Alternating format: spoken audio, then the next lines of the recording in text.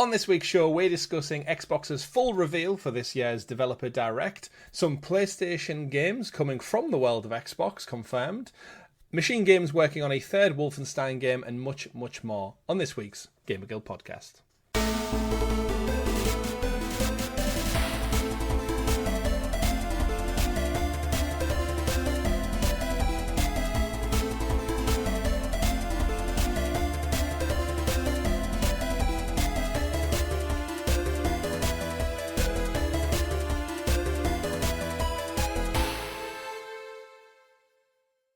Good game, everyone, and welcome back to the GamerGuild Podcast, your weekly show where we get together and round up all of the week's video game news for your listening or viewing pleasure right here on youtube.com/GamerGuildTV and available up there in the digital clouds on your podcast platform of choice. Just search for the GamerGuild Podcast or GamerGuild TV and you will find us there every Monday 8 a.m. when this show goes live. Your podcast players for the week are myself, Chris, at Arcane Rogue, and joined once again by the man of many pixels, Mr. Richie. Hello, everyone. For take two, because we started recording, we weren't recording, and now we're back recording to bring you another great show, because we do have a lot lined up. But before we get into it all, don't forget to like, ring that bell, and subscribe so you're kept in the loop with all the great content we do here, like these very episodes, like our gaming live streams, and our PlayStation Retro Looks Back, where this week, Richie, I drove back into the past to 1997, I want to say, to hunt down the PlayStation 1 Black Label Gran Turismo from Polyphony. Not Polyphony, Polyphony. Polyphony. It'll always be polyphony to me. Say it properly. But of course, we do like to start every single show here by talking about what we've been playing in this past week. And I'm going to hazard a guess, because we've already talked about it before recording, that you've been playing Octopath Traveler 0. How is that? How are you finding that? Still loving it. I think about 75% way through the story, so I'm getting close to the end game now. But I honestly not quite sure how much post game there is. I think there may be a fair bit. But it's all fun, so I'm happy. All fun and games. What's the platinum run looking like on this bad boy? I don't think it's anything overly awkward or confusing. I think it is pretty much level up party members. There's like an end game super boss, that kind of thing. Finished story. Yeah, but I don't think it's nothing like when I haven't dug too deep into like a guide or anything. But when I've looked at the trophy list, it seems manageable. That's good. And now you're 70% into it. How do you feel like it's tying in with the overall Octopath 1 and 2 world? Octopath 2 is completely separate to Octopath 1, so it just doesn't tie in at all. I think it doesn't. Does it feel like a spin-off? I think is what I'm trying to get to. No, it doesn't. It's set in the same world as Octopath 1, and it does set up a few things that do lead on to the story of Octopath 1, but it's almost like you can play it as a standalone. I don't think there's too much overlap. One thing I have found is the entire cast of Octopath 1 is there as playable characters. Okay. Which I think is completely unnecessary. There was already enough playable characters in the game anyway. So it's just more characters to level up and just a bit of felt like more fan servicey. He's a little bit nostalgia. Also kind of story breaking for a few of them. Like, a few of them, like the first one I encountered, her story was like she wants to go out as a merchant, wants to go out to see the world, get out of a small town.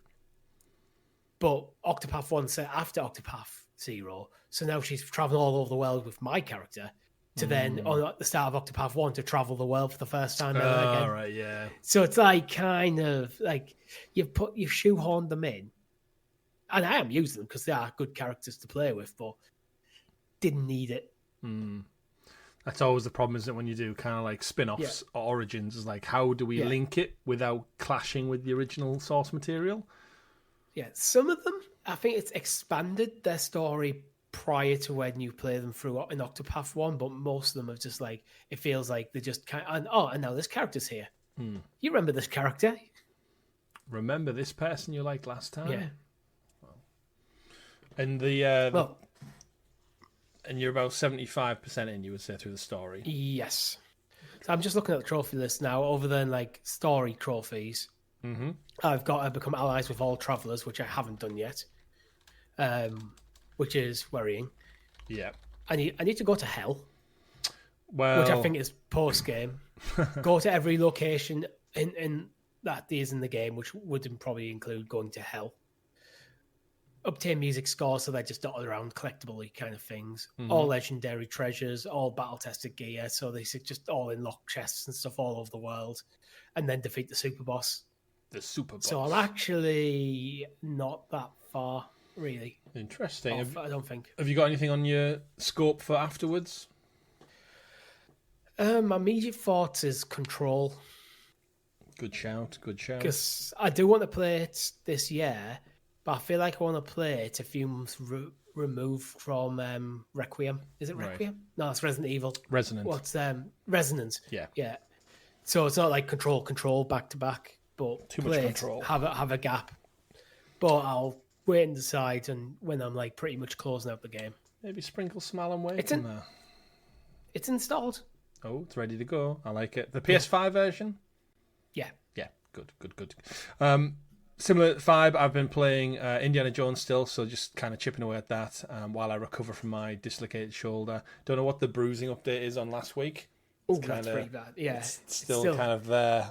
It's so random. It's all the way around. Yeah, but it's so weird how it's your shoulder that hurts, but then it kind of just has that ripple on down effect. But yeah, it's been a bit achy this week. I've not really took many painkillers, so thankfully it hasn't prevented me from playing games. I've been chipping away at the old Indiana Jones, and we said on the previous recording, really good to go back to it a year detached, and this time kind of go through it a little bit more methodically, because I'm looking for that platinum trophy. So I'm getting all the collectibles and the trinkets and the artifacts, and just sinking into the story again. It just really made me appreciate not only the kind of the visuals and how they absolutely mirrored the 80s like kind of aesthetic and cinematography of the Spielberg movies, but just the John Williams soundtrack and Troy Baker's performance as Harrison Ford is just. It's all just so spot on. I'm trying to think when I'm playing back through it and I'm seeing these different characters pop up, and I'm thinking you can see where they've looked at the original trilogy and thought, right, we need to have the university and the college he works at. We need a bit in a mine or a temple. We need a bit that's got like deserty sand stuff. So they've kind of almost took the same thematics from the movies and pieced them together in a different way, where you're getting nostalgia without hitting on your face too much. So I'm kind of seeing these puzzles and these like kind of things that loosely tie into like Christianity, which makes you think of the Holy Grail part from Raiders. There's bits in the mine where it's like, oh, this is Temple of Doom, and it's kind of very clever in the way it does it all. And ultimately, I think it's one of the best games we've got, and I'm thoroughly enjoying it as though I'm watching another Indiana Jones movie. You know what I liked is the three main open world sections, because these are a few smaller areas. Yeah, you had the Vatican, which is quite. Well, it's going through Vatican City. It's a lot of tight corridors as you go. A bit more linear. Going through the Vatican, a bit more. Well, it's not even linear. It's just it is an open area, but it's a lot of inside rooms and stuff. Then you got Giza, which is just very open. Yeah, because it's a desert. And then you got Sukhothai, where you're largely going around through the swamps on a boat, and it's like all three biomes not only look differently, but the way you approach exploration is quite different. Yeah. Really, really is. And I'm enjoying the puzzles and stuff, and there may be like an added like real world element where the state of the world right now. Maybe I just enjoy killing and beating up Nazis. It's just I'm getting this like satisfaction if I'm looking at the news right now and the world is such a shit show. It's like, you know what? Let's go back in time, hunt down some old school Nazis and just whip them in the face, shoot them with guns, trap them in mines and stuff. And there's something satisfying about it. But we'll get into the actual news about that, because there is a potential Wolfenstein story coming up later on. But yeah, in terms of Indiana Jones, thoroughly enjoying it. I am on track for the Platinum Trophy. I'm just about wrapped up on the Giza part in Egypt. And it's quite straightforward. That I've had a look at the list, and there doesn't look to be like any awkward ones or things that I need to like go out my way to get. It's basically finish every side story, take a couple of photographs, collect all the trinkets and artifacts, and enjoy it. It's very approachable, I found, because I don't have the Platinum Trophy, but I have 100% on Xbox. Yeah. So if I was playing it on PlayStation, I'd have the Platinum Trophy, basically. And yeah, I found it quite manageable. Nothing overly obtuse or difficult. There's some interesting puzzles you need to solve. Like the gear puzzles are quite fun when you get to them. Yep, there's plenty to keep me busy, and I've got the Order of the Giants DLC lined up as well, which I'm going to wait till after the post game to get into and finish. So really enjoyed it. But indeed, Richie, that's what we've been playing. Do let us know in the comments down below what you've been playing recently, or if you think Richie should jump into Control next, or maybe there's another absolute gem sitting out there that he should probably check out in the meantime. Similar for me, my intention is to probably wrap up on indie, lean into Resident Evil Requiem, because that's probably back end of February, so maybe give myself a little bit of a window of time. And I have moved on to reading Jurassic Park: The Lost World novel as well, so I finished up on. I thought the first one was The Lost World in the novels. No, Jurassic Park, and then The Lost World, Jurassic Park. All right. Yeah, is the movie's more closely based off? Is it the movie that's more Jurassic Park 1 film is more based off the Lost World novel or something? No. And I thought there was some crossover there. I think throughout all the movie series, they've kind of took bits from both stories and kind of merged them together. Yeah. The Lost World story so far has a lot of characters who just don't appear in the movie whatsoever. And I think they've kind of like loosely tied it into, but I think when they came to shoot the second movie, they went, right, we've got Jeff Goldblum back. No one else really wants to be in it, or we don't feel the need for them. So a lot of the other characters are kind of like loosely based on people in the novel. But I'm not far enough into it to know how like the big action points or things tick over. It's probably the classic, okay, we've got 3 characters here, but most only have a small part to play. Let's just amalgamate them into one person so we only have to pay one actor. Yeah, potentially. But of course, we shall see. The first book, though, thoroughly recommend it if you've not read. Not too big of a read as well, but highly recommend it. Right, Richie, we need to get into the news, so if you could do the honours of introducing us into the graciously gathered Gamer Guild Gazette, aka the news. The news. And as always, the news is brought to you by our wonderful guild heroes, the fantastic folks who support us that extra little bit further, just like you can, from as little as 99p. You can support the channel, you can get early access to special content like the PlayStation Retro Hunt, any live streams we put up early, stickers and badges next to your name, and much, much more, along with just supporting us throughout 2026 and beyond. Why not? Why not chip in or maybe even upgrade your tier? And if you are one of the dirty freeloaders out there, fear not, we've still got you covered. I know there's an issue, I think, with last week's episode, or the one over New Year didn't publish quite in time. Don't know why, but apologies in I guess in retrospect for that one. But Richie, we've got a great show lined up with plenty to talk about, and as suspected, Xbox have confirmed they are kickstarting the year for the 4th year in a row with a developer direct. Reading from an article over at Pure Xbox, Phil Spencer revealed the new Xbox 25 logo, which is probably going to be seen all year round as they celebrate 2025 and their 25th anniversary. Quoting from Phil Spencer, he says, "Hello everyone, I'm Phil Spencer from Xbox and happy 2026. Almost 25 years ago, on November 15th of 2001, the original Xbox launched. It's been an amazing journey and we want to thank you all for being right here with us. As we celebrate all year long, we're excited to look ahead and kick off our celebrations with Developer Direct, featuring Fable, Forza Horizon, give it its full name, Chris, Forza Horizon 6 from Playground Games, and Game Freak, best known for the Pokemon series, Beast of Reincarnation. We hope you can enjoy going inside the studios and hearing from the game creators themselves." So, Richie, we have a new logo for the year, which I'm sure we're going to see plastered on loads of merchandise and such. And we've also got 3 games to look forward to. 3 games that we know of. Yeah. I think that's the biggest takeaway. So we've got Fable, Forza Horizon 6, and Beast of Reincarnation. Where do you want to start with your initial thoughts on what we're going to see? I think we kind of called Fable. That was something that I think last week I was talking about. Like, it really does kind of need to be here at the Direct. It feels like time to hear more about Fable. And it does seem to be a bit of a deep dive, because with the Developer Direct, it's the developers themselves kind of host a showcase. So it's not like a Game Awards kind of thing where someone presents it and gives, okay, now we play a trailer. Each game tends to get a chunk of time where the developers talk about the game and show snippets and stuff. So they are quite interesting things to watch. Yeah, I think if memory serves, they get about probably a 12 to 15 minute ratio. Kind of spread out between the studios to kind of introduce a couple of their main developers, showcase around the studio, and then get into a little bit more about why they're here, what they're about. And then I think we've seen in the past like quite decent deep dives, but I think they were presented really, really well. And I do think that comes across as they're not trying to be shoehorned into a wider showcase or trailers and a Jeff Keighley event. It is a case of approach this however you like, but just showcase your game in the best light. Here's your time slot. Bring what you can to the table.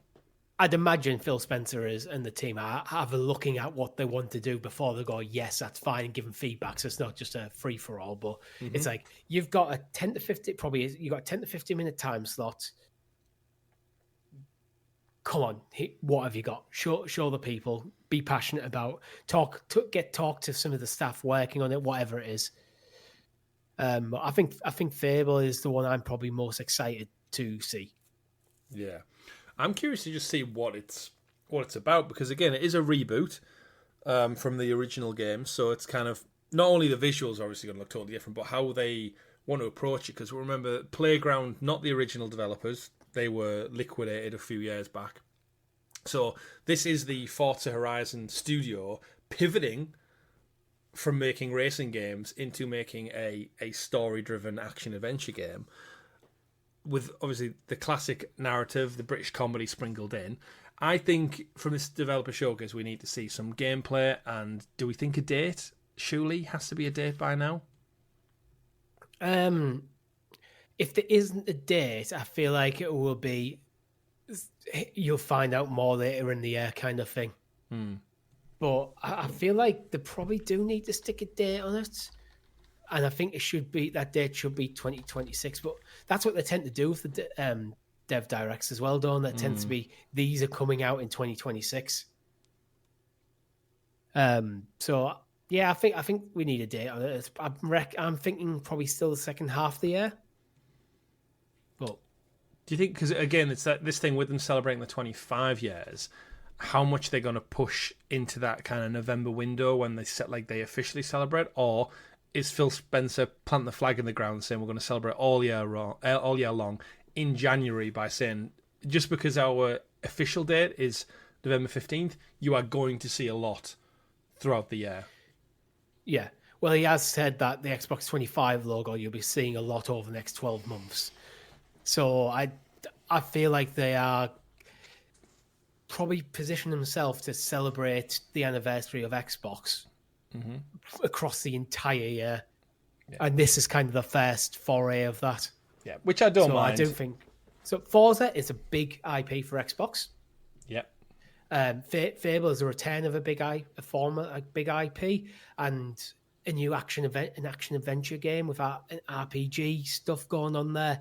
It's going to be interesting to see what they've got there, because this could be, I think Fable could turn into an Xbox temple of the Handle franchise, right?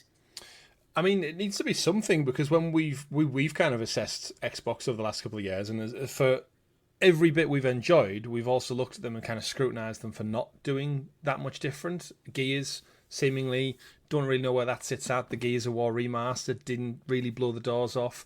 We've got Halo Recampaign, what's it called again? Reloaded? Campaign Evolved, yeah. That's coming presumably this year, and we've said kind of the hit and miss with Infinite and such is they've kind of diluted down, whereas we've got nothing but praise for PlayStation last generation. They launched so many new franchises in Horizon, Ghost of the Ghosts. Now we've got 2 sequels in that one as well. Days Gone, for lack of a better performance. They managed to reboot God of War, but they did everything kind of with their franchises, while as much as we begrudge them leaving behind things like Uncharted, Infamous, Resistance, it's seemingly done them well. So I hope Fable has the kind of the God of War magic behind it, where it's a known quantity, but it's really elevated to something maybe a bit different and truly next gen. Yeah, well, I feel the original Fable, which I believe is still playable on Xbox. Oh, it will be, yeah, backwards compatibility through and through. Probably on it. It's probably on Game Pass without me checking. Yeah, I would say. Metacritic scores of 87. Right. Well, 85 based on 87 critical reviews. User score 8.3. It's an absolutely rock solid title of its era. But I feel like that it's a 2004 game, so we're 22 years removed from it. Yeah. It probably is due for a complete reimagining of what that story is with modern sensibilities. But this is the brilliance of Xbox, although I'm not invested in the ecosystem, is pretty much everything's been backwards compatible designed from the original Xbox. So yes, they'll bring out a new Fable, but if you don't like it, the original one's still there and still accessible. So that's something I will always give Xbox credit for. Yeah, absolutely. And remember, like I said, this is different. So Lionhead, they got closed down in 2016, and there's actually a quote from the documentary, the Power on Xbox story from a few years ago, where Phil Spencer admitted that the handling of purchasing Lionhead was a mistake, and that actually they forced them to work on Kinect games back in the day. And instead, and then in hindsight, he said, like, you acquire a studio for what they're great at. Your job is to help accelerate what they do, not accelerate them with what you do. And I think that's kind of was a big learning curve for when they've acquired all these other studios. So it doesn't have the original people at the helm, but at the same time, it's an English studio as well, Playground and Lionhead. So there might be some crossover of staff who've moved over. You know what's quite interesting? I'm just reading on Metacritic, the IGN review. So it's a 93 for the original Halo from IGN. It's very difficult to enter this world without thinking about the promises made but not kept. All of the things that once had everyone so desperately hyped for Fable, but if you can go in with an open mind, I think you'll find a game that will become one of your treasured Xbox favorites. So it feels like a game that it's cyberpunky, where it promised the world, but didn't quite deliver. Yet it's still landing on an overall 85 rating. I wonder that now reading that, I'm wondering well, we had some ideas for this game that we weren't able to execute on first time round. Can we do it this time? Can we do it? Quite possibly, and there is the looming expectation as well as Fable may also be coming to PlayStation 5. I think there's going to be a trend, I would imagine, at the Developer Direct that we might see a sneaky PlayStation logo or two crop up, because with Halo coming later this year as well, I think we can all well and truly admit that PlayStation is very much a home of Xbox as well. Forza Horizon 5 sold phenomenal. It was one of the best-selling games of 2025 on PlayStation. I can see Forza Horizon 6 getting the logo treatment on that one. Reading from a report from Push Square, the new Fable is also understood to be coming to PlayStation 5. This comes from Push Square via VGC, as it is. It's heavily rumoured for a good while now, but Xbox's multi-platform strategy has seen many of its titles come across. Given the ubiquity of PlayStation 5 ports from Xbox, it does seem Fable is fated to make the jump as well. Either way, it will have confirmation when the Developer Direct airs later this month. So, do you think Fable will be like Indiana Jones, where it's like a year, or Avowed, which is also in the news, like a year exclusive or something? See, I think the kind of 6 month to 7 month delay was a testing water period of like not trying to scare the Xbox crowd off too much. And then unfortunately for Microsoft, they did that with all the price rises to Game Pass and the price rises to the hardware, and not really putting out anything at the back end of last year. So I actually think staggering them, if they were to look at all of the lay of the land and say, do we actually benefit from delaying Fable? I guess it depends on how much faith they have in it. I think you do, actually, because you almost get the news articles twice. So if Fable comes out Developer Direct in like the 22nd of January, and let's say it's launching in April. So on the new run up to April, the gaming news cycle is going to be Fable, Fable, Fable, Fable, Fable. And then they're going to get a big boost of sales from Xbox. People are probably going to be resubbing the Game Pass to buy it. And then later in the year, they'll go, right, come maybe say Game Awards and go, it's coming to PlayStation next year. And then they sneak it out in April again. Then suddenly you get that next wave of marketing. It's like of people like us reporting, Fable's coming to PlayStation, can't wait to play it on PlayStation. Like you've just talked about Indiana Jones in this episode. Yeah. So if they can be brave and not look at the biggest spike they'd get from launching it on PlayStation day and date. Yeah.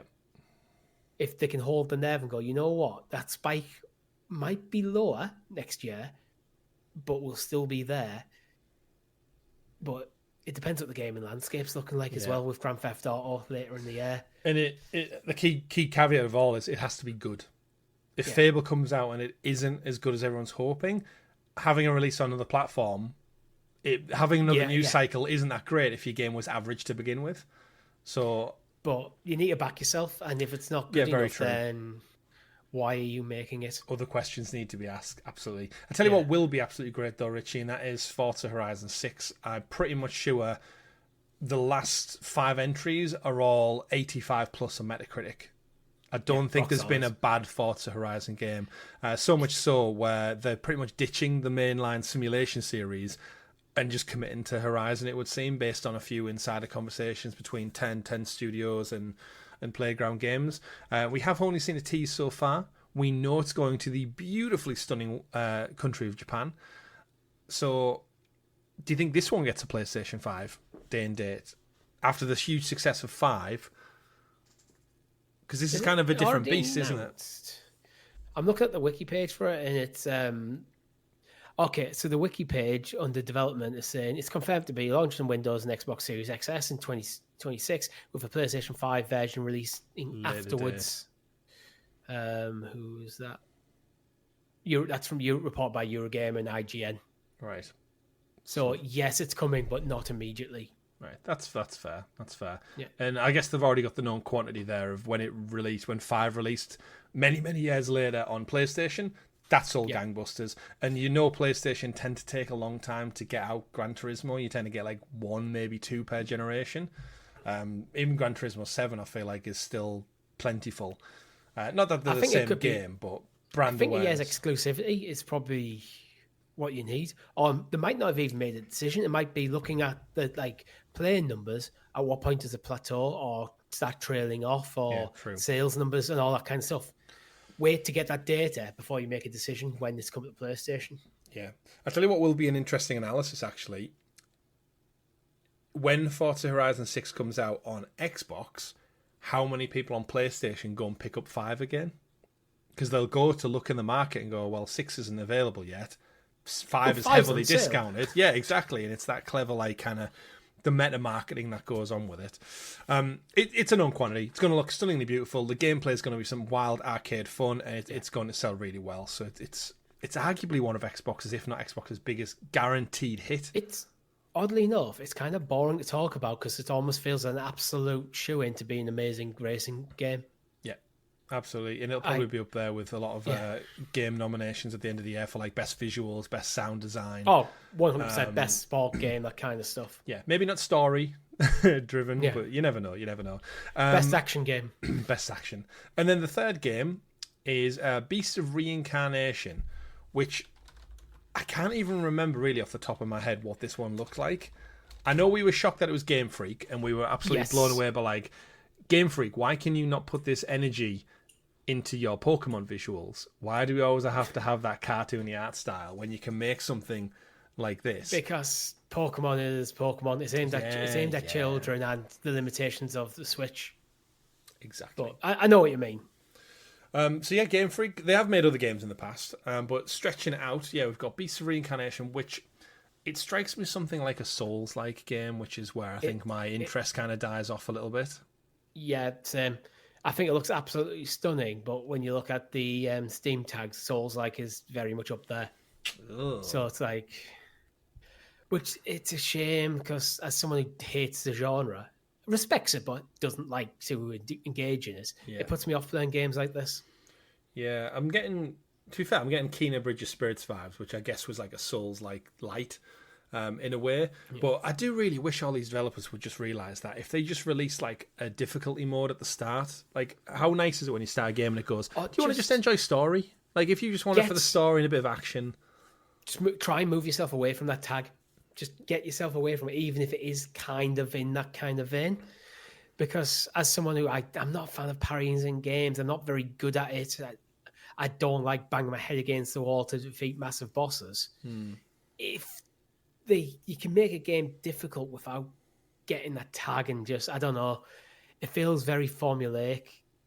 And just as someone who's not interested in the genre, it feels like in another world, these would be games I'm very much interested in. That's where my frustration comes in. Yeah, absolutely. But it looks great. I'm interested to see more. I think the developer direct will probably do it a lot of lot of good graces by just getting it out there to see, is it truly just a Souls-like, or has it got a few more layers that's going to distinguish it and make it stand out? Cool name as well, Beast of Reincarnation. And that's all we know so far confirmed. However, it wouldn't be a developer direct without some kind of secret, sneaky reveal, and or maybe even a stealth drop. Because if you recall, several years ago, this is the fourth one, the first one they did, they not only announced the fantastic Hi-Fi Rush there and then at the event, they also stealth dropped it, available now on Game Pass as well. And it turned out to be a fantastic game from Tango Gameworks. Nobody saw it coming because they made Ghostwire Tokyo first person in the Bethesda engine. It wasn't really kind of their vibe. And out of nowhere, we got this colourful third person rhythmic beat action game that told a great story with Chai and a group of lovable characters. Not too dissimilar to the character roster in Dispatch, if I'm kind of putting them visually together. Recently, actually this week, I don't know if you saw it, Hi-Fi Rush confirmed that Limited Run Games is going to do a physical release. Oh, that's awesome. Which is awesome. I've got my eyes on it. I think that the orders actually go up this week on the 16th for about £40 maybe, but I think they ship from the US. I'm not sure what other time implications and delivery implications there are. But Hi-Fi Rush, stealth announced, stealth drop. Second year, we got Visions of Mana, which again wasn't stealth drop, but it was stealth revealed. They did that thing where they show you the... Wasn't it spoiled before? It was, yeah, just before, yeah. But they do that thing where they show you the 4 pillars and they go like, he's the developer, and they kind of like... remember, every developer that has like beautiful art style, doesn't it? Like it vibes and transitions between clips like so smoothly. And then you show you the 4 blocks, then it always makes that little bit of extra space, and then another one fades in. And then last year we got Ninja Gaiden. I think it was Ninja Gaiden Black, was it? Which was the remake announced. That stealth dropped, and then that was ahead of Ninja Gaiden 4 coming out back end of last year. So it was like a nice setup tease. So they have a history for it. If I was to throw it over to you and say if there is a secret 4th game that's going to appear at the end of the month, 25th anniversary, some big franchises in the pipeline, what kind of stealth announcement would you be looking for? Would you maybe expect? I feel like they don't want to step on the toes too much of Fable and Forza, but with it being the 25th anniversary, they still want to go big. Yeah. So I'm actually thinking either remake or remaster, probably the remaster, and I'm thinking Fallout. That's where my brain went to. I think they've probably done some good graft away, but if you think of how there's been rumours for years, Oblivion was received as well. Yeah. There's been rumours for years for either Fallout 3 or New Vegas. And I feel like a Fallout 3 remaster, similar to the Oblivion remaster, wouldn't step the toes too much on Fable, but would be also a nice welcome addition. And that could be a fairly semi-stealth drop as well, where Oblivion was announced, then what was out like a month later. Yeah, absolute stealth drop. And judging by the cadence, January 22nd, Richie, will the TV show be wrapping up its season 2 by about then? We're 3 episodes in, as it stands now. Oh, I never even thought that because I haven't started watching season 2 yet. Yeah, I'm up to that would be 3 episodes in. So if it's like an 8-episode season. While the interest is high from the TV show and how well that's doing, get the announcement out of the game. Yeah. To ride that wave. And then basically everyone wraps up with watching the show, presumably at the end of January, start of February. Hey, guess what's just been announced? And do maybe cut together a trailer. Shelter 2. I mean, you never know. But cut together maybe a trailer that shows off loads of locations from the show, like a cleverly bit of meta synergy there. That would be brilliant because I haven't seen it, but I know it's kind of set Vegas-y, isn't it? Season 2. So making New Vegas, that could be awesome. Yeah, I could see that one. Definitely happening. Pre-order and you get the characters from the game, playable, that kind of stuff. Well, we did have the Fallout 4. Was it the anniversary edition or the Game of the Year complete It's like the 4th time they've re-released it now. Fallout 4 sales went through the roof when the season 1 came out, didn't it? Yeah. I mean, in November, didn't we have an actual proper release of a Fallout? Was it anniversary edition or was it just it had all the DLC, it got a disc release, and then it got mocked at the time for saying it was still quite buggy and broken, and it was priced really high. if I recall, because people were kicking off saying, like, you've re-released this twice already. Yeah, Fallout Anniversary Edition came out November 2025 last year with all the 6 official expansions and all the Creator Club stuff as well. So, plenty to do.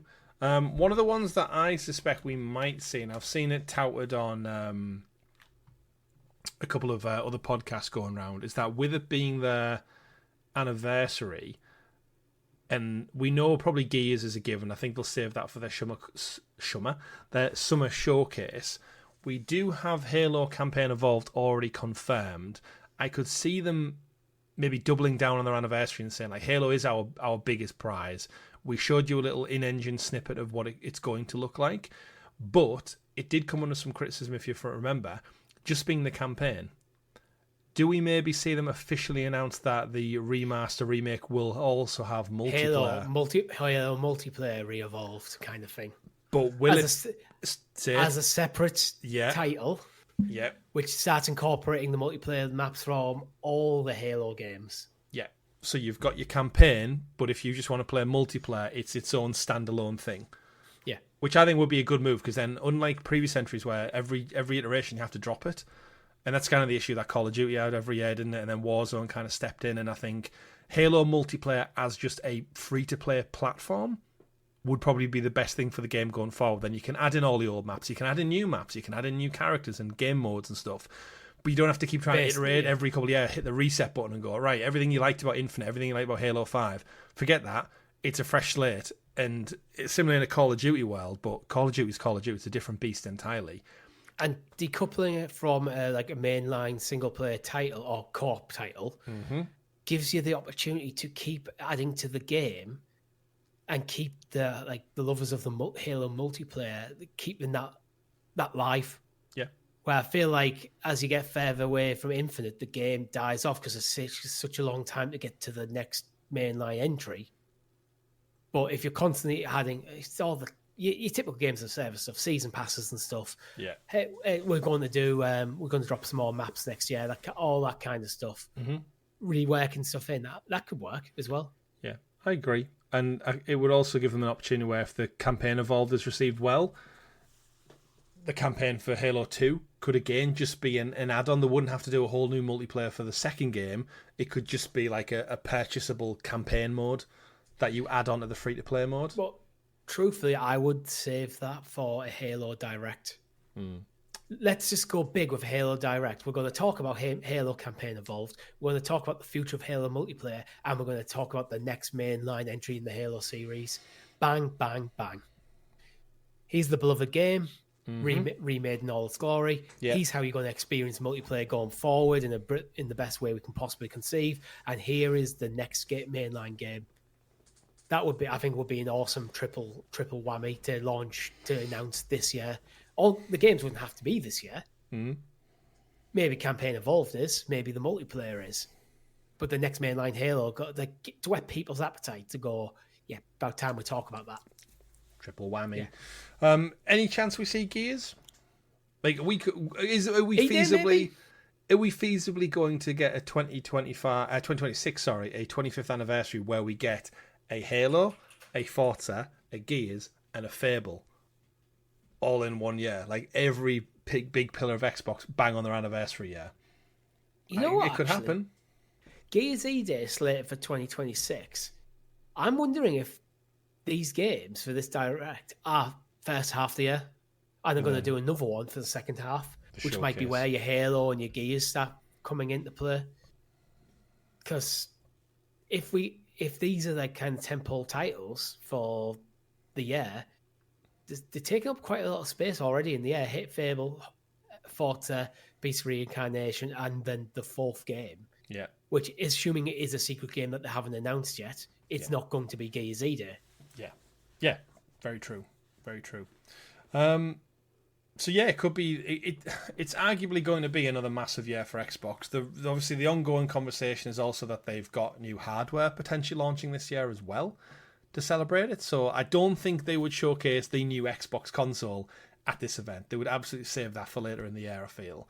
But I guess to tie into a later article we do have lined up, which is in the UK specifically, Xbox have had its worst year on record for console sales. The business reports that console sales were down 39% in the UK, making it comfortably the worst year on record. By contrast, the Sony's PlayStation 5 system had a 12% growth in the same period last year. So that's a massive variance difference between the two of them. Which then, I guess, in my mind, and I'm probably sure yours and a lot of our audiences, is they are very much a publisher now that just happens to do hardware more than anything. Kind of my take. I take these numbers with a bit of a pinch of salt because depending how you calculate them, you can show different stuff. And Xbox having lower sales than PlayStation anyway does mean that drop in sales are exaggerated when you express them as a percentage of their overall sales. Yeah. Just how maths works. But I think I was thinking about this before we started recording, where if you bought a PlayStation early in the generation and now you're like we're in the mid to late part of the generation and you're thinking about buying a second platform, there's not that much driving you probably towards Xbox when all the major titles are coming over to PlayStation. You might have to wait a bit, but they are coming. And if you really cared about Xbox games day and date, you probably would have went Xbox rather than PlayStation. So early in the generation, if you bought Xbox, you're still probably likely to buy PlayStation. Yeah, you just get the best of both worlds, right? So I think, there's less, because Xbox has made the decision to put their games on PlayStation, there's less driving people to buy an Xbox as a secondary console. Yeah. Like, look at me personally. I bought Oblivion on PlayStation rather than playing it for free as part of my Game Pass subscription on Xbox. So if I was to buy an Xbox now, I wouldn't. I just wouldn't buy one right now. Yeah. I'm contemplating a Switch too, because there's exclusive titles that can only be played there. I'd be contemplating a PS5 if I only had an Xbox. But I'm not interested in upgrading my Xbox, and I'm not really that interested in the sequel to my Xbox at the moment either. No, because I know all the games come to PlayStation. Yeah, and I'm the same, and we're both fortunate because that's where we kind of sat originally. But this last year they got Gears of War Remastered. I bought outright on disc. I've got that one. You said you bought Oblivion. Mm-hmm. And this coming year I'll be buying South of Midnight on PlayStation 5. So I really enjoyed that. I'm probably going to wait for Fable to come to PlayStation. Yeah, Forza Horizon I'll probably pick up at some point. Halo later this year I'll be picking up day one. So it sounds like they're getting money out of me, just not for a console. So I guess from their perspective that's still a good thing. I guess. I'm more interested in Xbox as a publisher at the moment rather than a platform. Same. Indiana Jones, I got that for Christmas. Yeah. PS5. So I've arguably bought and spent more money on Xbox as a brand in the last year than I ever have. However, I just don't have any interest in another console, unless it's that hybrid handheld thing we were talking about that might be rumoured to come later this year. But yeah, it was an interesting little tidbit on sales, but I can't say I'm surprised. After everything they've done from a marketing and a pricing thing, but can't say I'm surprised. The hybrid handheld thing is like, if you know all the games are coming to PlayStation anyway, there's only so many hours in the day. Some games we do have to make a decision to not play day and date. Because I have my PlayStation already, I've got my Portal already, it's easy to look at, say, if Fable was coming out next year on PlayStation but this year on Xbox, it's easy for me to make the decision to just wait. Mm-hmm. Even if the hybrid console, which I've been crying out for, was to come.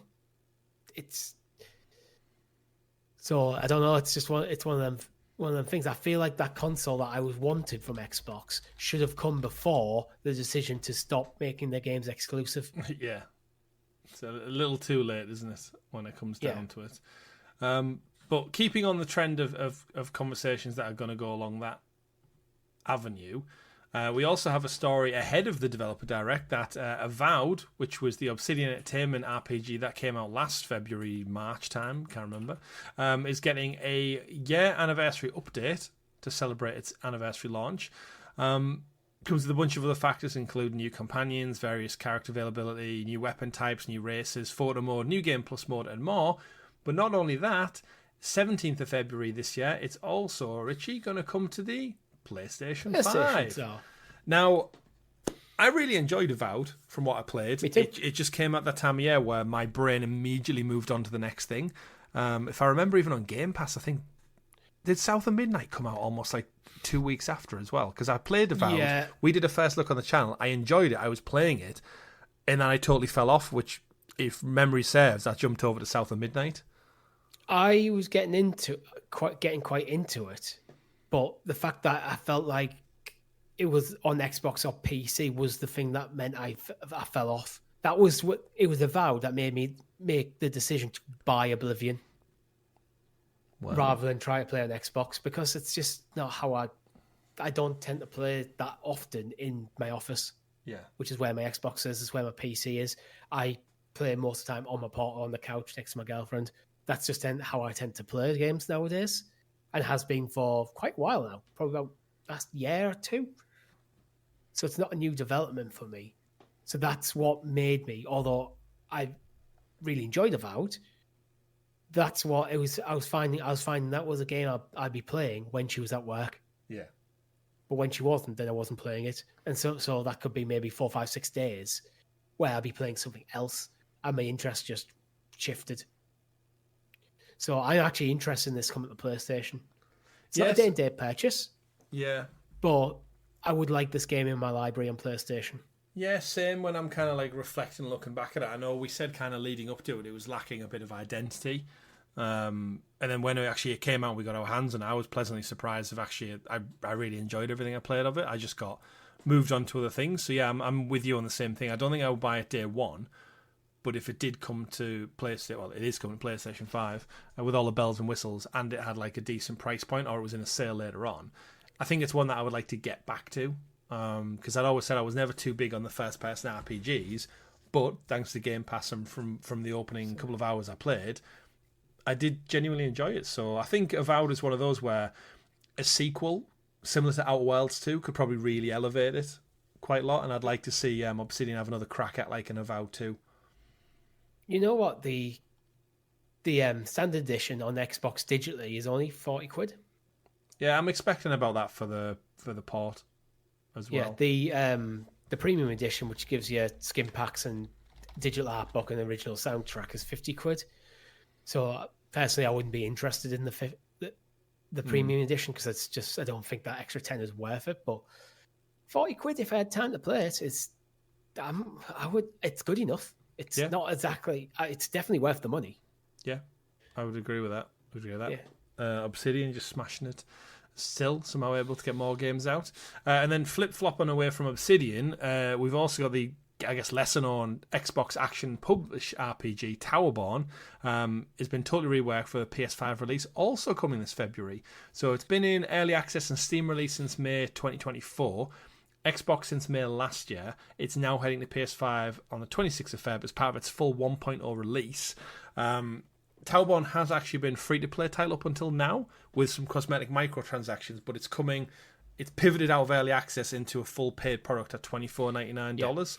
Yeah. And they do talk a little bit on the blog about saying, actually, we've addressed all of the kind of the ins and outs of how the game works, and in case you're wondering, they've kind of folded it into a full experience with story, bosses, reworked difficulty systems, more maps, more encounters, combat, and a bunch more stuff as well, which I guess negates the need for the cosmetics element. But yeah, Towerborne, it's one that's I've heard loads said over the years about it, but it doesn't do anything for me. It's just like a tower defense. It's not a tower defense. Not tower defense. What's it called? It's an action RPG. I'm sure they said something about that. That just shows you how naive I am to what it's about. Yeah. Any impressions on this one? It looks okay. It's not been very much on my radar, to be perfectly honest. I think the whole early access, get development funded by cosmetic DLC kind of purchases very much puts me like, I will wait till this comes out properly before I give it any real attention. It reminds me of Castle Crashers. Now I'm watching it, but with a bit more depth and I guess colour characteristics rather than just coloured cubes. Yeah, I think if it was in free to play, and then it's in early access, and it's getting a port. I don't think there's a massive audience for this one, but again, it just shows you that Xbox are more than happy to publish games on PlayStation. And actually, you know what? I could see this one doing well on Switch. It's got got those visuals that I think appeal to a younger audience. Although it's a online co-op, so although with the Switch 2, could be a lot better experience than the Switch 1. I've not personally got a Switch 2, so I don't know yet. But I had a colleague talking to me about this. I think last night maybe. He's recently got his Switch 2, and he was downloading Mario Kart ame, and he's saying his internet speed was almost like a terabyte down, and it was still saying it was going to take about 50 odd minutes to download the game, and it was like, that's just what it is. Just what it is. Because it doesn't matter how quick your speeds are coming into your house if the card and it can only do 100 gig. Which is one of the things I found before when I was setting up my mesh network in my own house. Yeah. How bad the wireless network card was on my Switch. It was like compared, because when you're running speed, I could see all the speed tests running for everything connected to my Wi-Fi, and the Switch was lagging behind the PS4, and the PS4 wasn't great. It was like, yeah, this is painful. You need to upgrade. That's hardware that needs upgrading. It's weird how it works, isn't it? Moving away then from Xbox news and developer direct news, we move into a new rumour that the Indiana Jones developers, Machine Games, are apparently ready to knock out more Nazis in a Wolfenstein 3 on multiple platforms, PlayStation 5 included. Previous two games are on PlayStation 5, so it's one of those where even I think if Xbox hadn't... They predate the purchase, don't they? Yeah, but it's one of those where I think it's an existing IP, and Microsoft always said that if it's got an existing audience... It feels like one that would just always naturally have ended up here regardless, but evidently everything's coming over now, so it doesn't really matter. After the success of Indiana Jones and the Great Circle, it looks like they're turning their attention back to Wolfenstein. The devs obviously previously worked on the other two games, but word comes by Windows Central and Kotaku that a third full-length game is currently in the works. The team did lose its way a little bit with the court-focused Wolfenstein Youngblood, which we don't talk about, but it seems to coincide around the time kind of Bethesda was going through the acquisition of Microsoft. They're in a bit of turmoil to get live service games out, something a bit different. So they're going to chalk that one down to a misstep, apparently. But given the nature of the report, there's no solid information that it's in development. But for me, it would say Indiana Jones came out end of 2024. Maybe see this one in a few years' time. But I guess for me, I would more be like, I'd rather you just did another Indiana Jones game from a selfish standpoint. I would prefer an Indiana Jones game. I played the first of the remake Wolfenstein stuff, the New Order. I didn't play the new Colossus though. I got the platinum in New Order actually. Same. But then I just couldn't get, when New Colossus came in, I just couldn't get into it. I don't know what it was. It's like Doom for me. If I'm in the mood, I fucking love it. But if I'm not in the mood for that game, then it's like, okay, I'm just not in the mood for this. Chris is looking for something. I'm guessing he's looking for New Colossus or New Order. Similar to you, I got it. Never played it. So I picked it up on PS4 when it was in like a sale or something. I think I got a digital version as like PlayStation Plus or something at some point. Or... Yeah, I think that's how I definitely don't have it on disc. I think that's how I don't have the first one, so it must be a case of I played the first one on PS Plus or something similar, and then thought, oh, that was really fun, enjoyed it, got the platinum, thoroughly thought it was fantastic, and then bought the second one, and then something came out distracting me, and I never actually got around to putting it in my PS4, so it's just there. So yeah, I'd enjoy it, and again, Machine Game Works know what they're doing about killing Nazis. I hope the brave. There's a lot of material happening in the world right now that they can lean into, they can work into the story. I'm hoping they go for it and just go, sod it. We are going to make this a game about killing Nazis. Wolfenstein, the Third Reich? Yeah. Could be the name. Well, with Wolfenstein, surely something about the Fourth or Fifth Reich by now. Probably, yeah, it killed them often enough. But really good. Maybe if the studios grew, they could get two of them out, like on the go at the same time, like pre-production switch around. It might be. This might have already been in pre-production. Like kind of figuring out what the story is going to be, that kind of stuff. And now Indiana Jones is complete, then they're going to move this into the main production while a smaller team start writing the next Indiana Jones game. Why not? And you just have that kind of alternating cycle. Yeah, and with the Indiana Jones one, who knows? It might be more down to just licensing and stuff. Like they might just have. It might have been like a one-game deal, or if you didn't hit a certain threshold, Disney and Lucasfilm are like, no, sorry. I'd imagine they're quite protective of the IP, so even if they have a multi-game deal, you probably have to get all the scripts and stuff pre-approved. Yeah, agreed. So, which is going to be a slower process than an IP that you wholly own. Yeah, true. But again, did really, really well. I think it was so highly praised, it sold well. I can't see why they wouldn't greenlight it. But moving on to other games that are getting new green lights. Life is Strange is apparently back. Life is Strange Reunion seemingly pairs Max and Chloe once more, coming to PlayStation 5, Xbox, and Switch.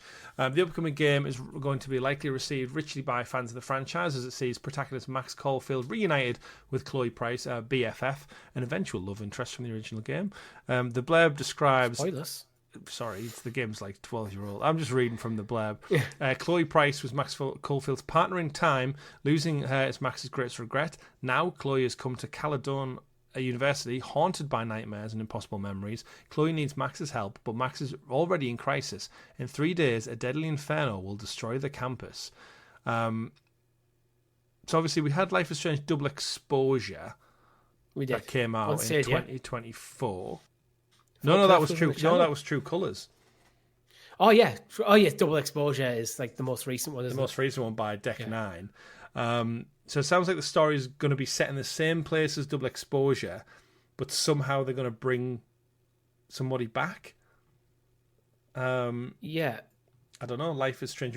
This came by the way of ESRB rating, so that's where we get like the little bit of the blurb from.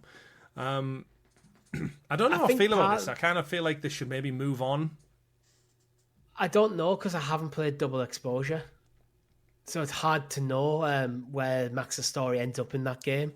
I like the idea of them going back to Max, but there's a Push Square article actually that came out on yesterday as of recording, so Wednesday, the 8th of January. Oh no, that's Wednesday, the 8th of January 2025. Asking why it didn't work out, and I think truthfully, it's price. I think the game was priced too high for the style of game. Because that is one of the reasons why I didn't buy it. Because I looked at the price, I think it was like 50, 60 pounds out the gate, and it's like I'm going to wait for that to drop, and I just haven't got round to it yet.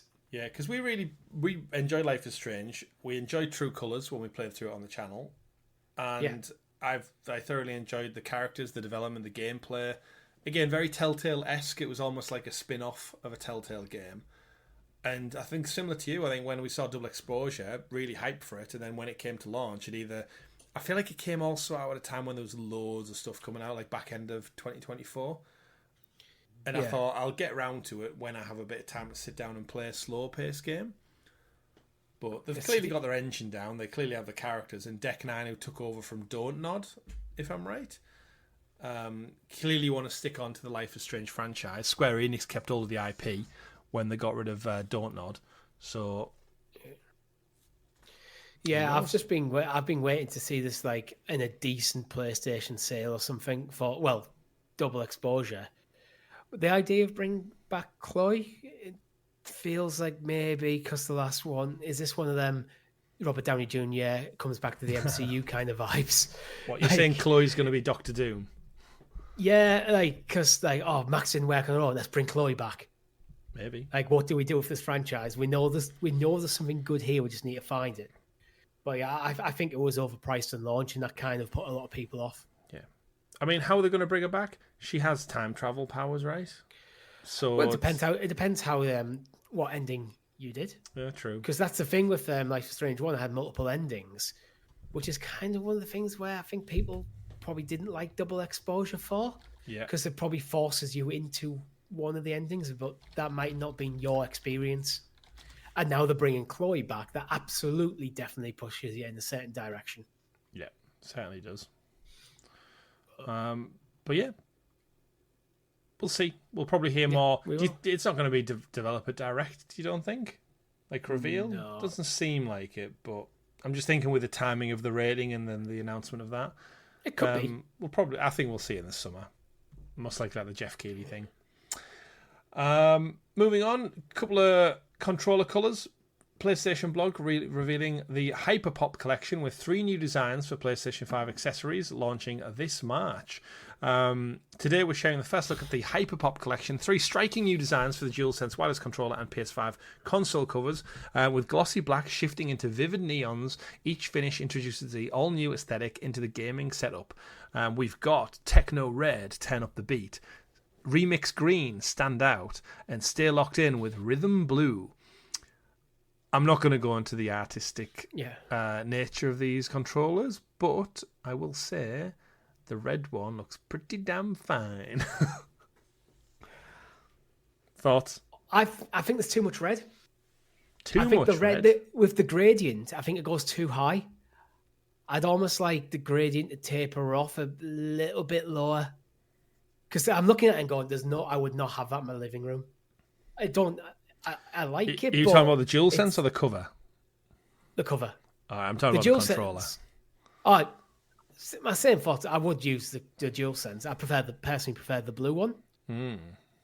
But I feel like I personally would have pushed the gradient a bit lower. I don't like the same color sticks and like the body of the controller. I would prefer that to be contrasting. Same with the PlayStation button. Yeah. So with the announcement of this Hyperpop collection... But I'm nitpicking. They are cool. They are cool. The one thing that's pissing a lot of people off, the Pro, PS5 Pro, they don't get these. So you pay for the more expensive device and you don't get the same amount of options. This is limited to the PS5 Slim. But less people have the PS5 Pro, so it economies the scale.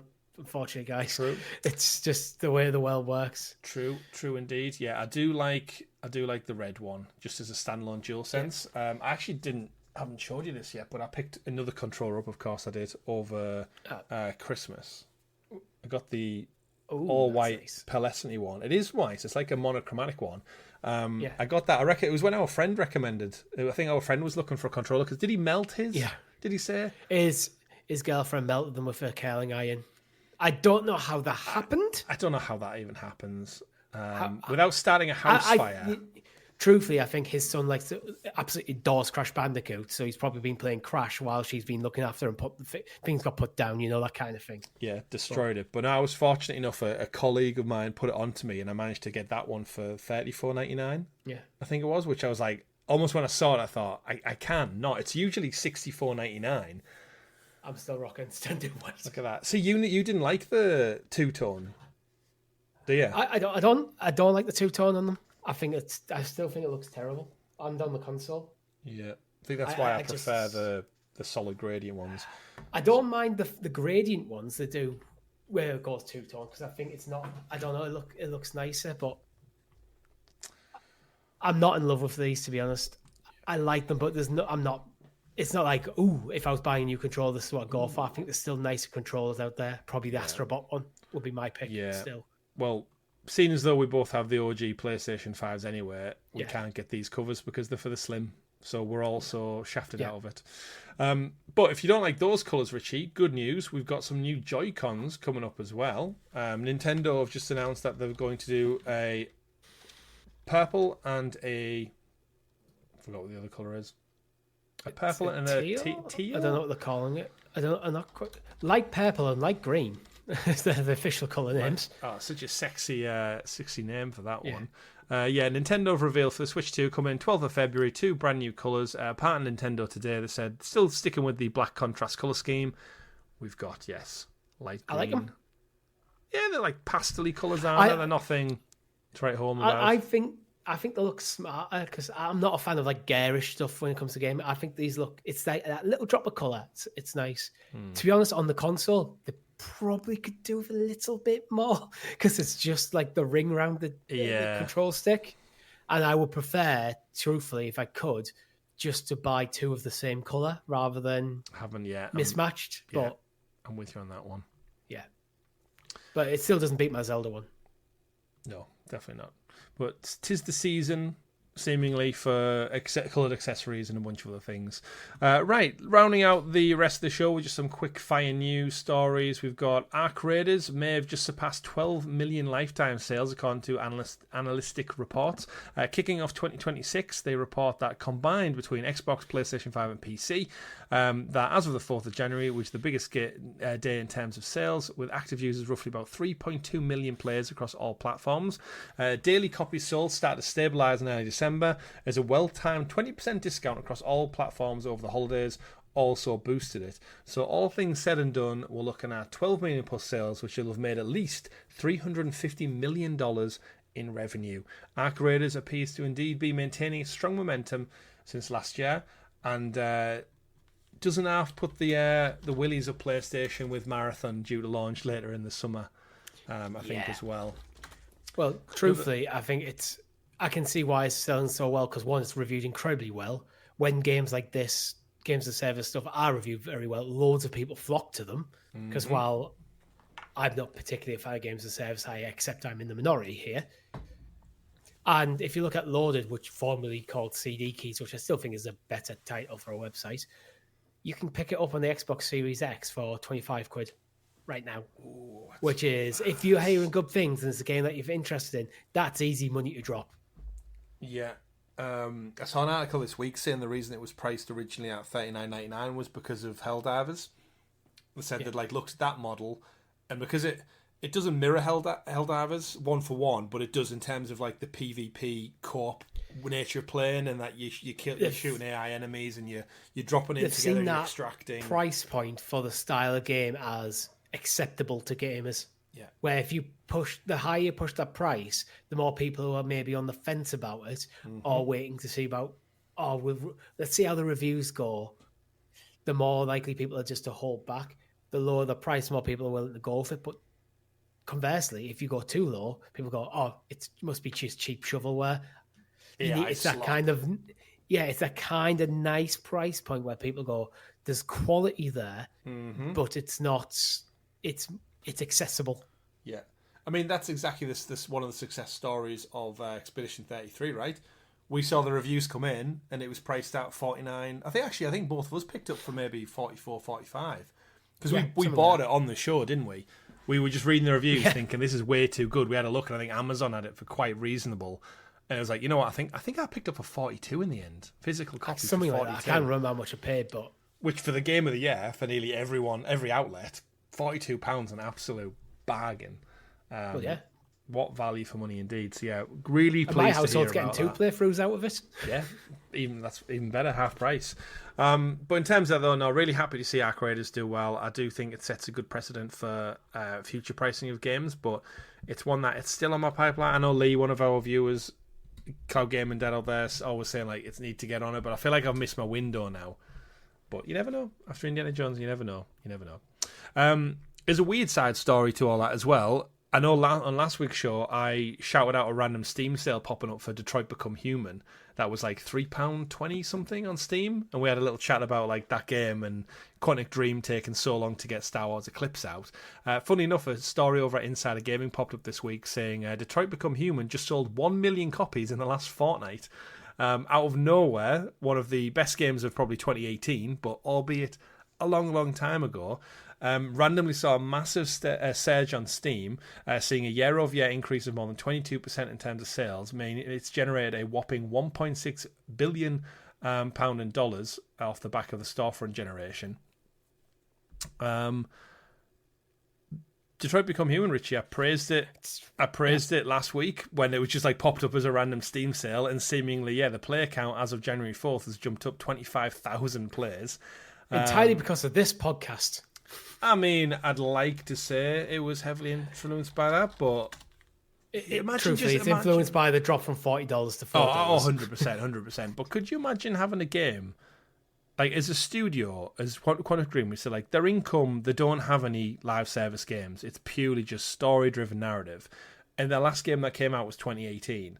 So for them to do something as savvy as, just do a random price drop that gets everyone talking about it, streamers playing it, to see that many copies sold over a 2-week period on a game so old, And now they must look at their bank account and go, like, that game must have broke even, paid itself off. It's just one in the tank for anniversary editions or something further down the line. But yeah, to randomly in a January out of nowhere pop up with that many copies sold, I like it. It's nice to see older games get maybe a bit more spotlight on them in a quieter time of the year. Yeah, I mean, I've just done some very quick maths, assuming like their Steam's taking a 30% cut. Mm-hmm. They still made about $2.78 million. If these numbers are correct. Not bad, right? Heading into the end of a financial year. Not bad in 2 weeks. And then for a game that's costing nothing right now. It's done. It's paid for.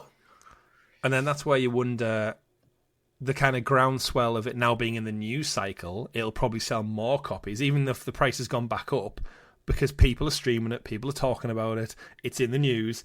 And then you've got people going like, oh, actually, you know what? Even though it's from 2018, it still looks gorgeous. It still looks better than a lot of games that came out last year. So, yeah. Like, if you've not played it, I've got it in my PlayStation library, so I'm going to hit download. Do it. Do you know if Nat's played it? I don't, actually. I definitely think it's one that she'd enjoy as well.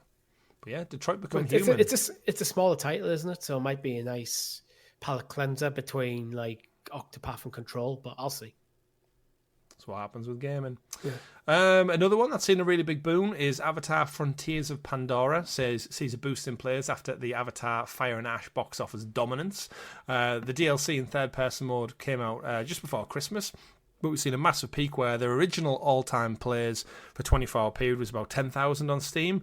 Its all-time peak as of a few days ago was up to 15,000 plus. So seen a massive increase in that one as well. In terms of sales, that is just Steam, so that doesn't factor in everyone playing it on like the likes of like Ubisoft Plus and stuff like that. I went to see the movie, thought it was okay. It very much felt like the second movie again. Yeah, it's just more Avatar. Pretty much more Avatar. Yeah, don't get me wrong, it was still a visually stunning spectacle. But I'll watch it at some point. We couldn't make it, unfortunately, over Christmas, so. I mean, to busy be fair, schedules. It was so long. It's like they actually started it and they didn't have the video feed up in the cinema for the first 5 or so minutes, so we could hear the audio after the trailers played. It was just a black screen, and we could hear like everything going on. It was like, what's happening? And then the lights came back on. Someone came in and said, we're just going to restart it. Start again. So yeah, the movie's 3 hours 15. We lost 15 minutes at the start. So for a movie that I went into at 2:00, I didn't get out till 6. Oh, that's rough. So it was like, I was like done by the end of it. But in terms of the game, the Fire and Ash DLC, the third person mode, it's installed on my PS5, and I think if I wrap up on Indiana Jones, it's one of them things where for all the stories average, I would say at best. Sorry, James Cameron.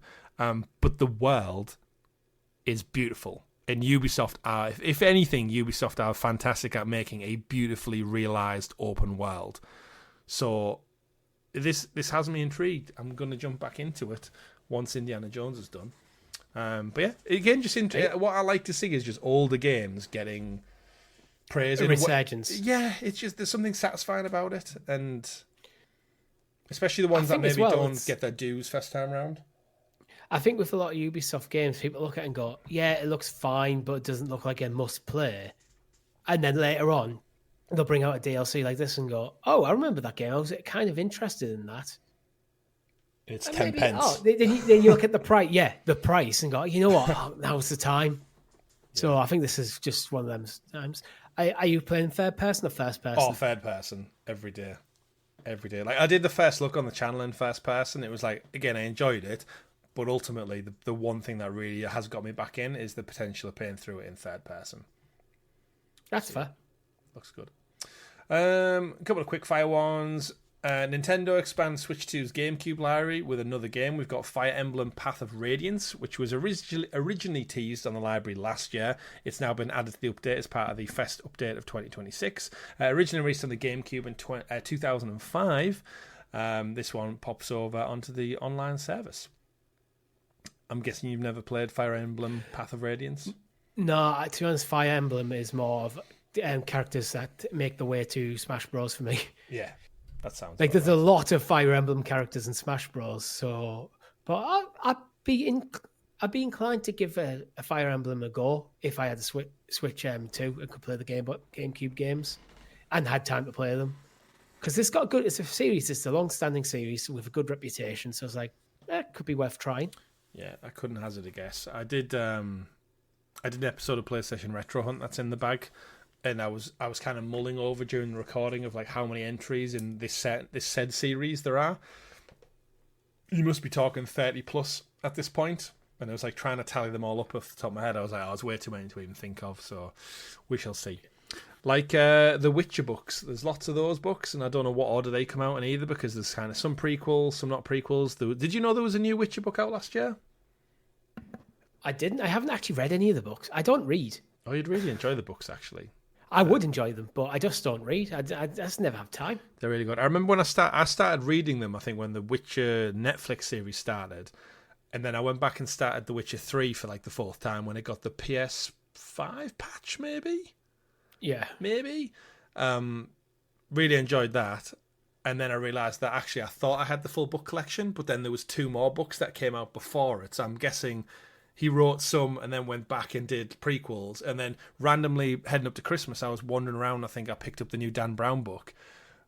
And just on the shelf next to it was like, oh, top best-selling of this month. And there was just another Witcher book sat there. And I was like, quickly Googled it. Lo and behold, there's a new Witcher book added to the series as well. So Geralt's story continues in the world of novels and literature. However, it doesn't seem like it'll be continuing on Netflix, as they've confirmed the Witcher series, now helmed by Liam Hemsworth instead of Henry Cavill, will be ending at the end of this year. So season 4 will be its last.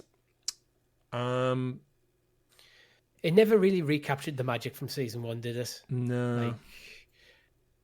So it was never going to, yeah. I think part of the problem was by the time season 2 was coming out, Henry Cavill was already announced that he was leaving the franchise. So kind of, well, okay, he's gone.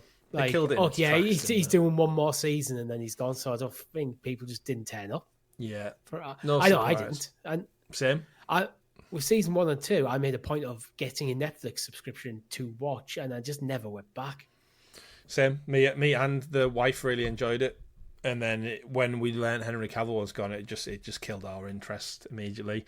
But yeah, Netflix stated that The Witcher as of 2026 is coming soon section on the website. The synopsis says, the time of the end is nigh. Dark forces are aligned all across the continent with villainous designs on Ciri. Even if Geralt and Yennefer can save their daughter and fulfill their last wish of reuniting as a family, they'll have to face obstacles and enemies, the likes of which have never been faced before. Season 5 was expected to follow Season 4 quickly, with the 2 being filmed back-to-back. However, showrunner said the Witcher team tried to treat this 2 series as one large story. It sort of feels like Season 4 Part 1 and Part 2. That's how I read it. Viewing figures for the Witcher series have fallen sharply since the remarkably strong start in 2019. Even with Henry Cavill, the series was in decline season on season, and the 4th series, which saw Liam Hemsworth replace Cavill, dropped even further. Season 4 had 7.4 million views in its first 4 days, which doesn't seem like terrible. Season 3 had 15.2 and Season 2 had 18.5, whereas Season 1 saw 76 million households tune in for at least 2 minutes, Netflix said at the time.